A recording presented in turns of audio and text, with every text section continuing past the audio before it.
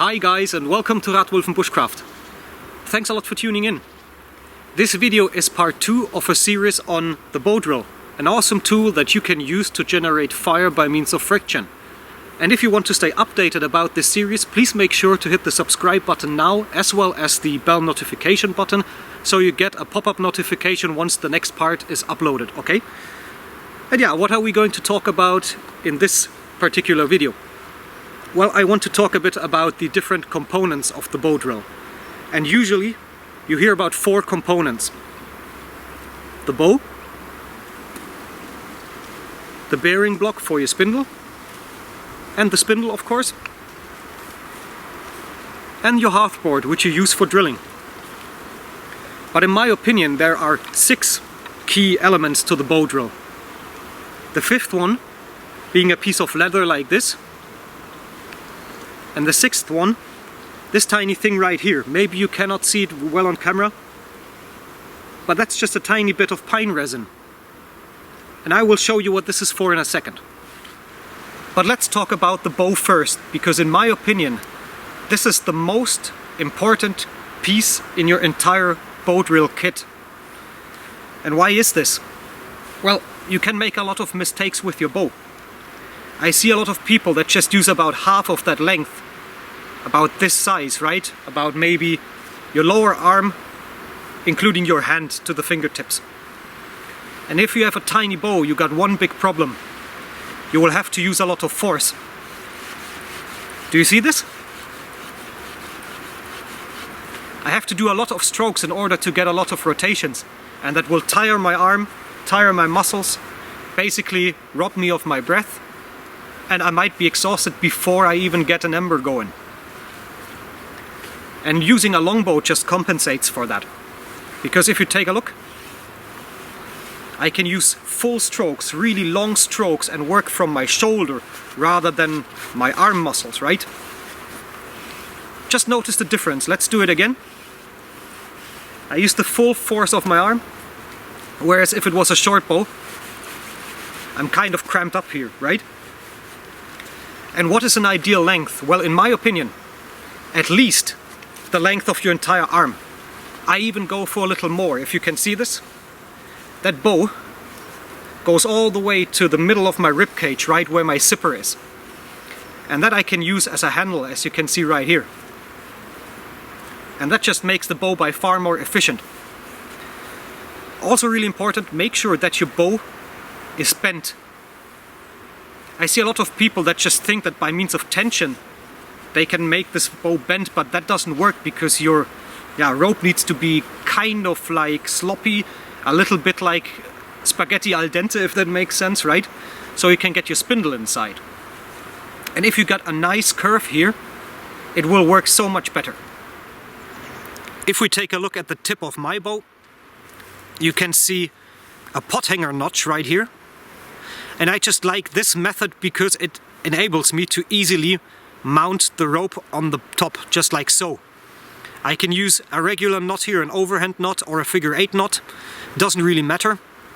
And I just have to make sure that the loop is about the same diameter as the stick. And then this locks into place, easily. On the other side, I usually carve a saddle notch, so one here, one there, if you can see that. And then I drill a hole and lead my rope through here. And there's a very simple reason for that. I can adjust the tension. So I would take this and then wrap this around. Also important maybe, let's turn this around, coming from the inside of your bow, if you see this, like so. Put that on tension so it locks into place, and then start wrapping your leading end around. And what the saddle notch does is keep that rope in place, and if we then just give it another knot, just like so, we always can keep a really good tension on the bow. So as you can see, this notch here enables me to do different types of windings and basically play with the tension of my cordage right here. And this is really important because by the end of the day it all comes down to the perfect level of tension at this point right here for your spindle. And another thing about the shape of the bow itself, if throughout the drilling process I should lose tension on my rope here, I can use my hand, grab that bow like this, and as you can see here, I can apply more tension, right? If your bow is too straight or too crooked or has strange shapes, you will not be able to do this, so get yourself a nice stick. Moving on to the spindle.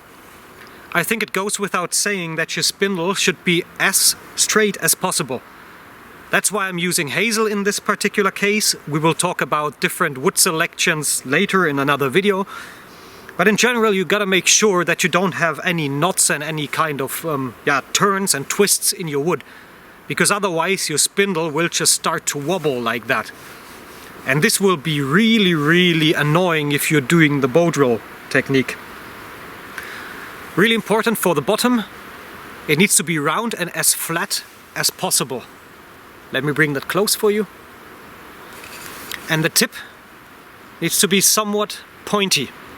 So once in a while you need to work with the ends and just carve off a bit of material here and there just to keep your spindle in an optimal shape. About the length, I do see people that just go for the length of their middle finger to the end of their hand, but I think that's too little. I usually go for the length of my lower arm, as you can see right here, because distance-wise it's the perfect distance. If I'm kneeling, you know, and I'm just pressing down like so, from the bottom up, that's just perfect for me. You need to experiment with this and find the perfect size for you, but I think that this is a good point of orientation.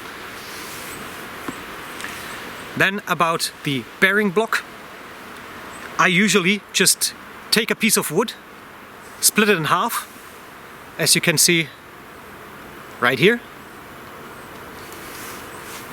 Straighten it out right here, drill in a hole with my knife or maybe even with a tiny drill tool if you got one. And then I'll make sure that both parts fit into one another properly. Just like so.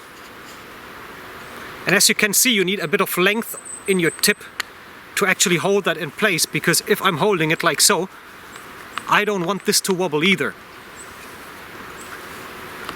And last but not least, the hearthboard.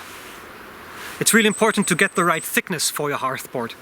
Few people talk about this, but you need enough material to drill through so you can create some kind of wooden dust.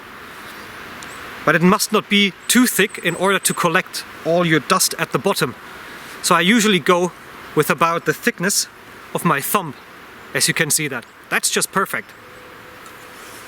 And for the size you can vary as much as you want. You can shorten it like so, you can keep it long. I just like to keep such a size, also again about the size of my lower arm, if you see this, because then I can put my foot on one side and I got a couple of options to drill through. For example, if this notch fails me, I can carve another one, right? So I do less the work.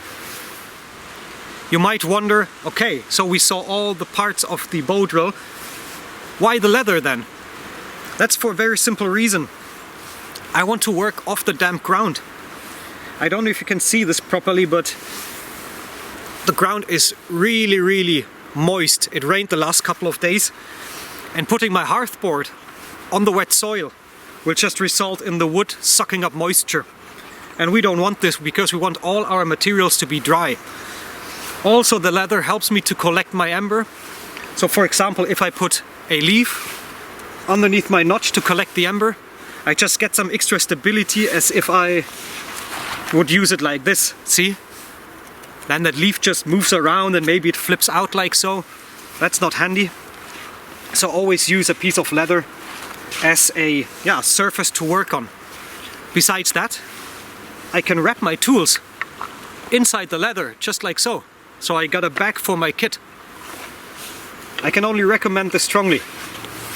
And yeah, as you can see, working on it like so is a lot easier than just doing it on a bumpy wet ground like that.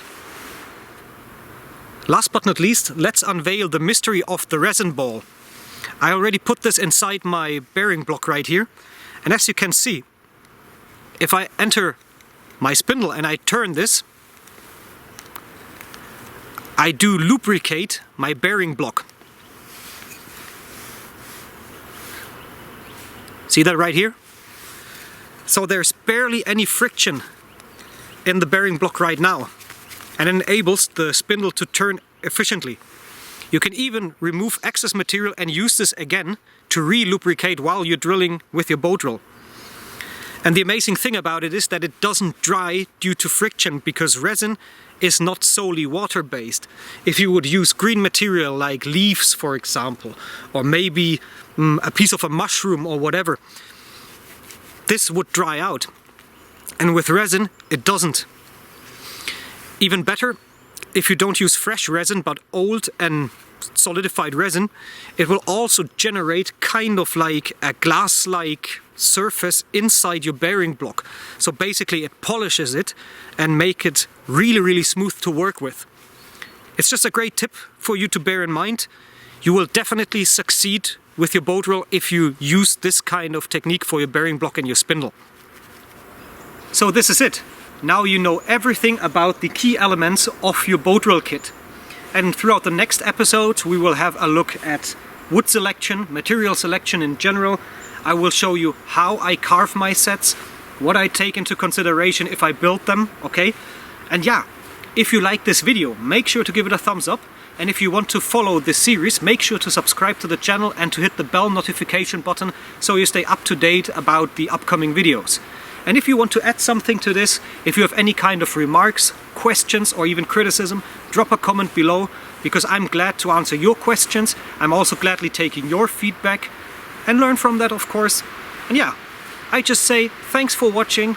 I hope you liked this video and see you in the next one. Take care. Bye bye. If you want to support my channel, please consider becoming a Patreon. You can visit my Patreon page on www.patreon.com/Rathwulven Bushcraft. A link to my Patreon page will also be posted in the information box below. Thank you in advance.